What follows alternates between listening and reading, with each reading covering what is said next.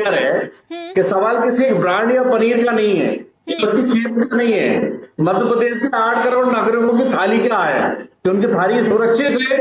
क्या वो जो भोज्य या खाद्य पदार्थ ले रहा है वो सुरक्षित है? जब जनता पूरे पैसे देती है उसे शुद्धता की गारंटी क्यों नहीं मिलती? जांच आदि क्यों रह जाती है? आंकड़ों पे लगातार आंकड़े जो आते हैं सरकार पेश करती है, जांचें करती है, जांचें पूरी क्यों नहीं हो पाती? इसके नतीजे क्या निकलते हैं? सरकारी रिकॉर्ड ही बता रहे हैं 2020 और 22 में 16,059 नमूने उन्होंने लिए थे। तो जो जांच हुई थी मैं समझ पा रहा हूं 8,236 इस साल के नमूने लिए हैं, और जो पूर्व के 16,000 उन पर जांच में क्या रिपोर्ट आई? ये तो सिर्फ एक खाना पूर्ति की बात है। सवाल जब खतरा मिलावट का लगातार बढ़ रहा है पूरे प्रदेश में, तो सरकार सैंपल लेने में क्यों और जांच लेने में क्यों बताइए? ठीक है, इसका जवाब आदित्य जी से ले लेंगे। प्रवीण जी, इसका जवाब आदित्य जी से लेंगे। आपने जिन आंकड़ों की बात की, रमेश शर्मा जी वरिष्ठ पत्रकार मेरे साथ जुड़े। रमेश जी, आपको क्या लगता है कि एनालॉग पनीर पर प्रतिबंध लगाने से या मिलावट के खिलाफ वास्तविक नीति ये बदलाव है, या सिर्फ एक खास उत्पाद पर ये कार्रवाई की गई है?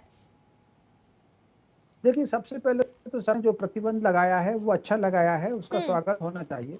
लेकिन इसके साथ साथ इस बात पर भी विचार होना चाहिए कि ये निर्णय सरकार ने बहुत देर से लगाया। मिलावटी मावा आ रहा है, मिलावटी पनीर आ रहा है, मिलावटी दूध आ रहा है, इसकी रोज कहीं ना कहीं से खबरें आती हैं।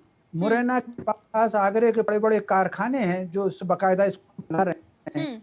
कारखाने लग जाते हैं मिलावट पनीर के बनाने के, सरकार तब कहाँ रहती है? प्रश्न इस बात का नहीं है कि कौन सी सरकार है, कांग्रेस की है, भाजपा की है, आखिर वो प्रशासन कहाँ रहता है?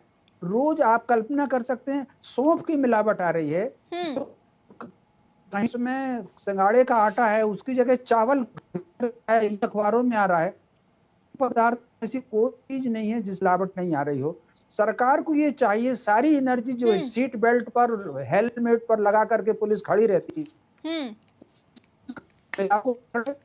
निष्भियान है, क्योंकि मिलावट कितनी भी है। ठीक है रमेश जी, आपका नेटवर्क क्लियर ना होने के कारण आपकी आवाज हम तक नहीं पहुंच पा रही है।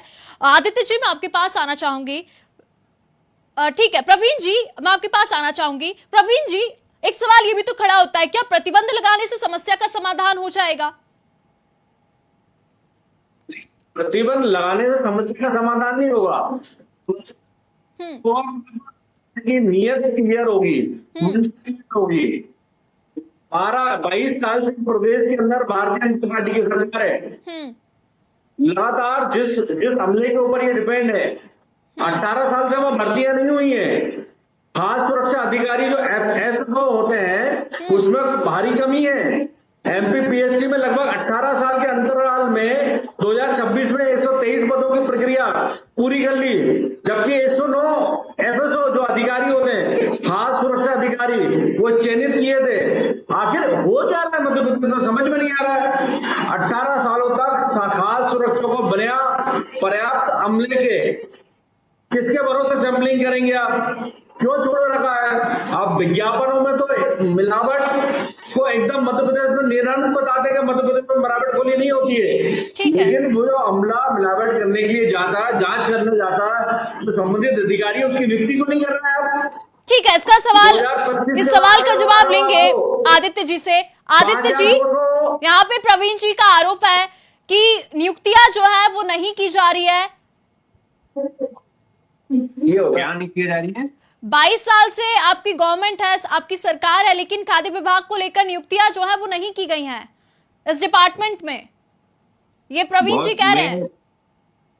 ये हास्यप्रद है मेरे मित्र प्रवीण भोजपुरी जी का बयान कि अगर ये इनको ऐसा लगता है कि नहीं हुई, तो आपकी 1.5 साल की सरकार में कमलनाथ जी ने कितनी नियुक्ति कर दी? धोखबंद नियुक्ति कर दी, कितनी नियुक्ति कर दी कमलनाथ जी ने?